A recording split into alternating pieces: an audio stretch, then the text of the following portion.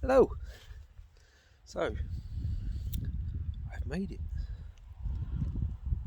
I'm in Yorkshire, just outside Robin Hood's Bay.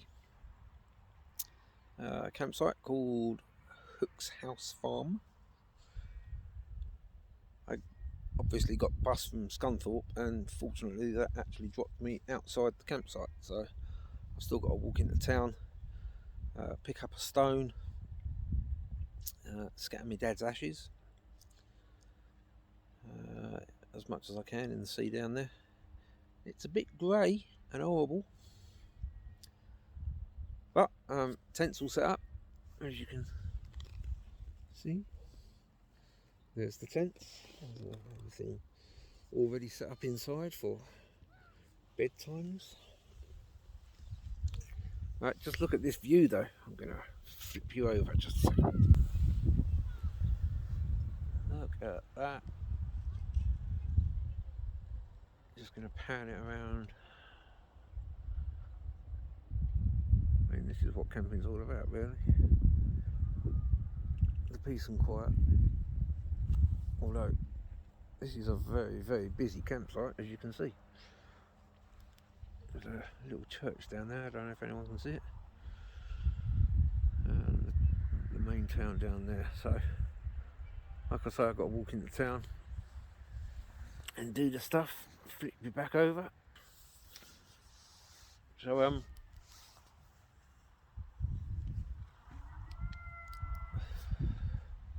yeah, just gonna finish my tea. Some nice young ladies next door made me a cup of coffee. It's very nice of them. It was a nightmare journey up here. First of all, the train to York was delayed by about half an hour, which gave me literally 5 minutes to get my connection to Scunthorpe. And that's not fun because it was just about the furthest platform you could get. Huffing and puffing with my pack on, trying to get the next train. Trip to Scunthorpe was okay, and then about an hour long wait for a bus, and then the bus broke down, which was fun as well. So I had to wait for another bus, but I'm here. Who believed that I would actually get out here and do this? I still can't quite believe it myself. I don't start walking till tomorrow, and there's a good chance I might just get a bus back into Scunthorpe and go home. No, I'm not going to do that, obviously. But yeah, I'm here. Don't forget, anyone wants to buy me a coffee, then there's probably a link down below to a GoFundMe. Literally, anybody fancy buying me a coffee? I've kind of skinting myself out on this full-on trip. I've got a lot of miles to go yet, but I'm quite looking forward to it. I'll be honest with you. My legs were killing me this morning when I first got up and first put the pack on, just walking into town to get the first train from Welling to Stevenage. Absolutely killing me. I was like, oh no, this is going to be a nightmare. But as the day's gone on, lugging this pack around has actually got easier. So I'm hoping it will be quite easy tomorrow. I haven't overinflated. Oh, you don't know about the story. I went camping last week just to test all my equipment. Lessons were learned, it has to be said. I've got a little pump that pumps up my mattress. I've got a Neo Air light or something. So, and that pumped it so far, and then it seemed to stop. It was like the pressure inside the mattress was equalising the pressure being pushed in. So I was like, oh, that's a bit rubbish, isn't it? And so I took the pump off and blew it up. Only took a few breaths. Blew it up the rest of the way. Like sleeping on rock. It was horrible. And of course I didn't want to like release a little bit because I thought it might go and go completely down. So I got very little sleep that night. Horrible. I did exactly the same thing with my air pillow. But this is what it's all about. You know, you go out, you test your equipment. This time I've left it at exactly the point where the pump blew it up to, and I've tested it, and it's lovely. so kudos to that. The other thing that I learned, this quilt is very, very warm, like ridiculously warm. So of course it had been quite cold. It's a bit chilly here tonight actually. And I thought, oh, I'll put on a top and leave me socks on. Oh, flipping hell! I got inside my silk liner, quilt over the top of me. Other than the fact that it was like sleeping on a rock, it was also ridiculously warm. I couldn't sleep at all. I ended up stripping off, getting out of the silk liner. Yeah, but like I say, lessons learned.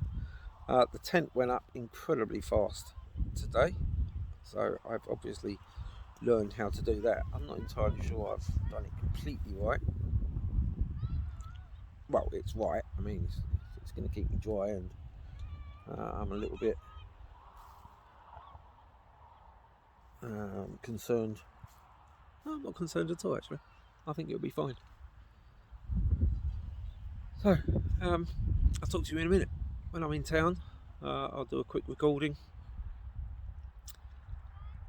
I probably won't record scattering my dad's ashes.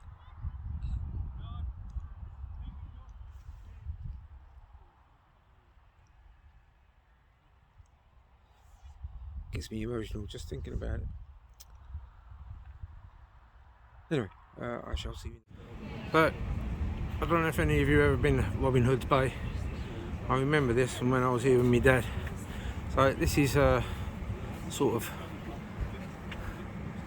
on the plane of where I'm standing, if you see what I mean, and that's the road that goes down, and it goes down and down and down.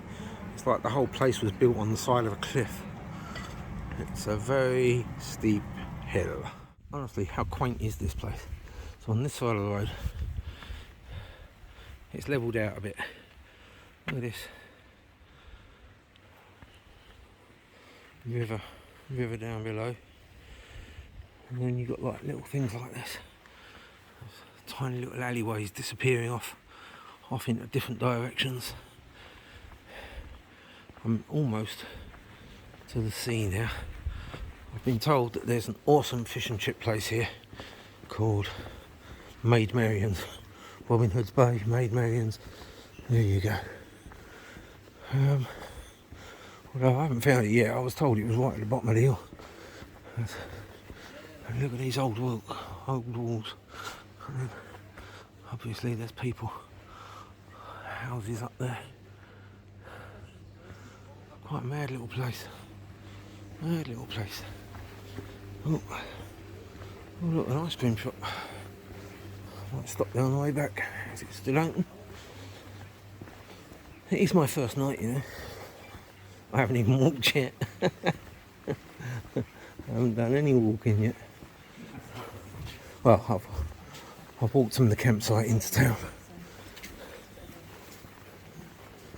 Anyway, that'll do for that.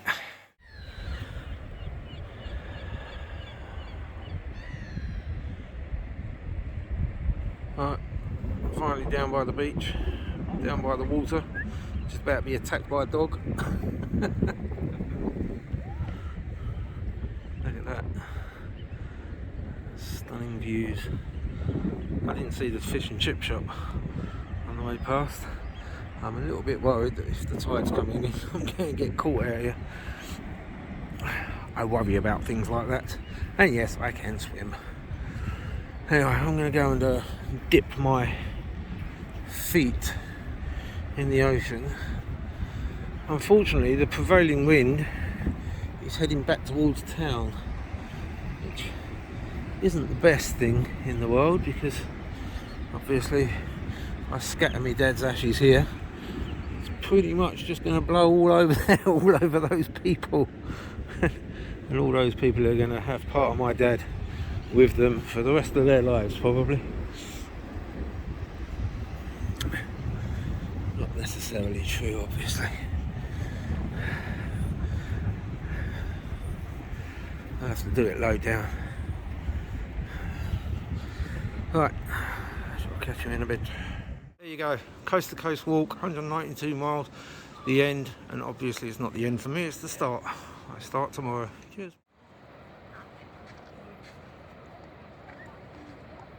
So, this is the sea. That's a bin. I just sat here on the front here. It's about 5 to 8 now.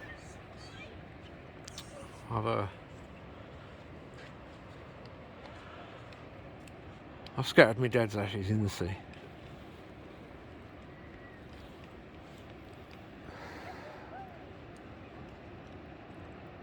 That was a disturbing. Not disturbing, I suppose.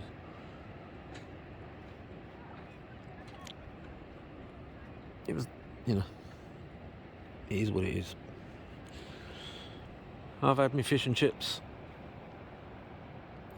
Now it's getting dark and I've still got a mile up a very steep hill to walk back to the campsite. I think I might stop and have a pint. I'll stop and have a quick pint and then walk back up the hill. I'll be sound asleep by 9:30. Up early and on my way on my first day. It's been fun. It's been real.